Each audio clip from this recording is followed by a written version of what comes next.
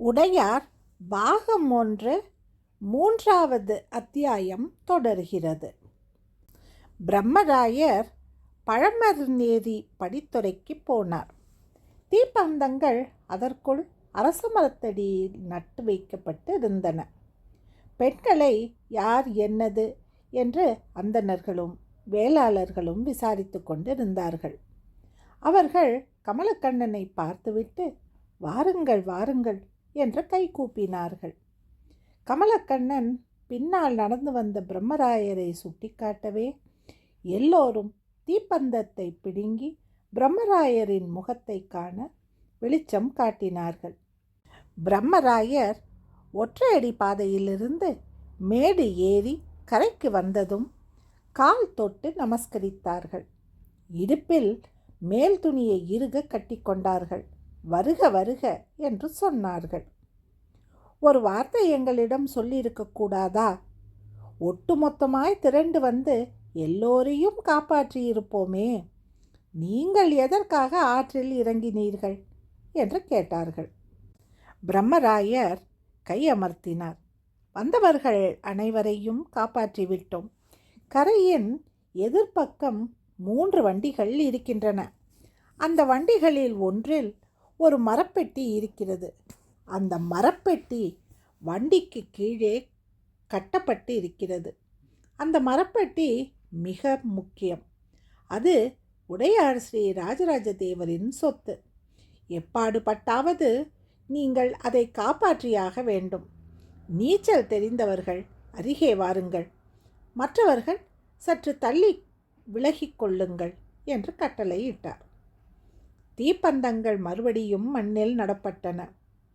நீச்சல் தெரிந்த வீரர்கள் 6-7 பேர் வந்து நிற்க 5 வேளாளர்களையும் நல்ல திடகாத்திரமாய் இருந்த ஒரு அந்தண இளைஞனையும் அவர் தேர்ந்தெடுத்தார். மிதவை பானைகளையும் மூங்கில் கட்டைகளையும் கொண்டு வர சொன்னார். மற்ற கூட்டத்தினர் ஊரை எழுப்பி சாமான்கள் கொண்டு வர ஓடினார்கள்.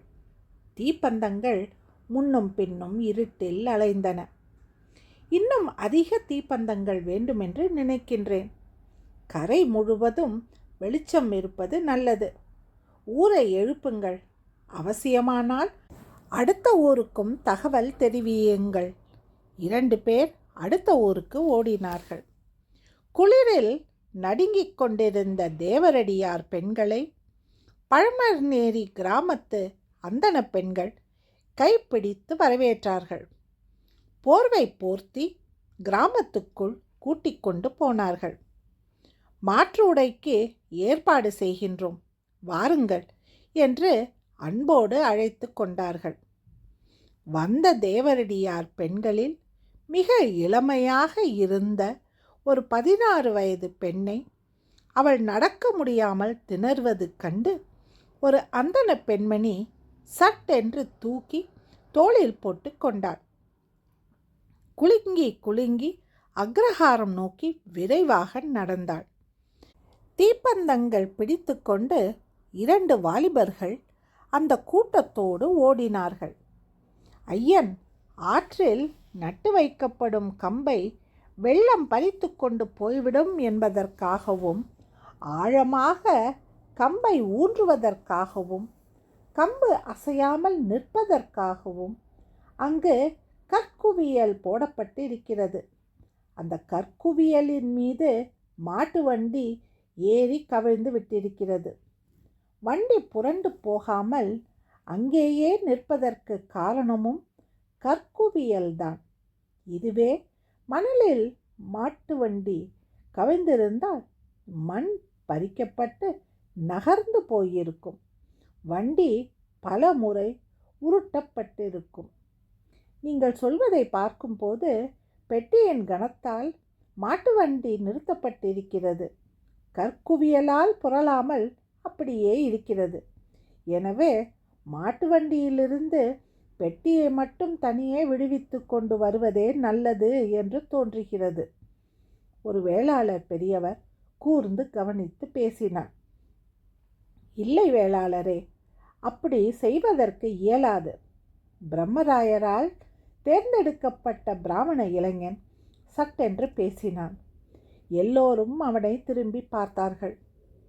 நீங்கள் பெட்டியை மாட்டு வண்டியிலிருந்து விடுவித்தால் மாட்டு வண்டியை நகர்த்துகிற போது பெட்டி உடையக்கூடும்.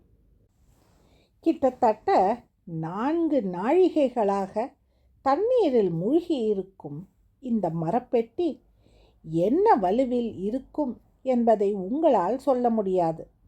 அதுவும் தவிர உள்ளே இருப்பது தோலால் செய்யப்பட்ட வரைபடங்கள். தோலும் தண்ணீரில் ஊறி கனமாகி இருக்கும்.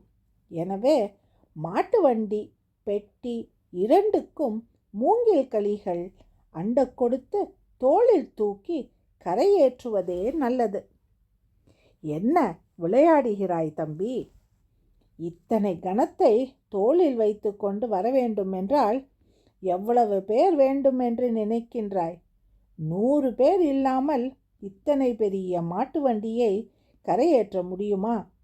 மாட்டு வண்டியை விட உள்ளே இருக்கிற பெட்டி முக்கியம் என்றால் பெட்டியை தனியாக பிரித்து விடலாம். மாட்டு வண்டியை உருட்டி ஆற்றோடு அனுப்பிவிடலாம். என்ன செய்வதென்பதை பெரியவர்கள் தீர்மானிக்க வேண்டும். வேறொரு வேளாள இளைஞன் முன்வந்து பதில் சொன்னான். எல்லோரும் கவலையோடு மாட்டு வண்டியை பார்த்து கொண்டிருந்தார்கள். கோல் நட்டு காத்து கொண்டிருந்த படகோட்டி உரக்க கத்தினான். வெள்ளம் அதிகமாகி போய்கொண்டே இருக்கிறது. ஒரு நாழிகைக்கு 1 முழம் ஏறுகிறது என்று கூச்சலிட்டான். அவன் பழமர்நேரி படகோட்டி. அவனுக்கு ஆற்றின் எல்லா பகுதியும் அத்துபடி. வெள்ளத்தின் நெளிவு சுழிவுகள் அத்தனையும் தலைமுறையாய் அறிந்தவன். அவன் பேச்சு எல்லோருக்கும் கலவரத்தை கொடுத்தது. மாட்டு வண்டி எனக்கு முக்கியம் இல்லை, பெட்டி முக்கியம். மாட்டு வண்டிக்குள் இவர்களுடைய உடைமைகள் ஏதேனும் இருக்கலாம்.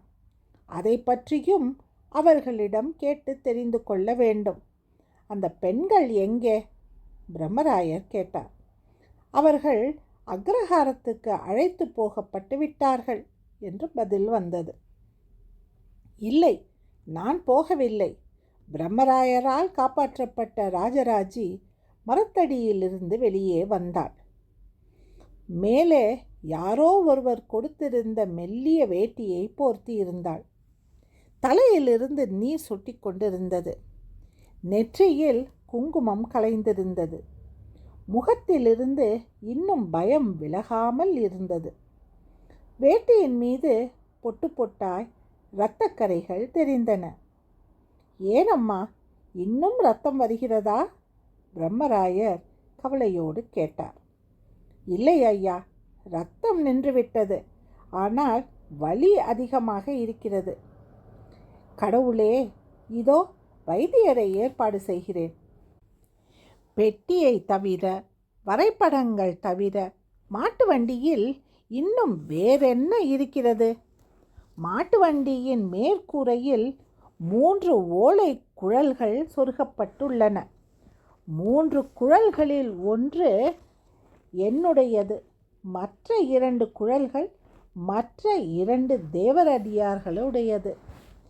என்ன இருக்கிறது அந்த குழலில்?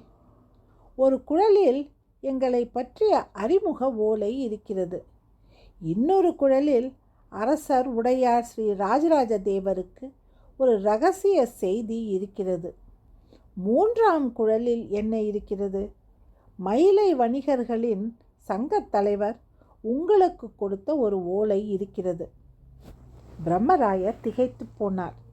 கடவுளே, இவ்வளவு பெரிய பொக்கிஷத்தையா ஆற்றில் விட்டெறிந்துவிட்டு கரையேறி இருக்கிறீர்கள் என்று மனதில் நினைத்து கொண்டார்.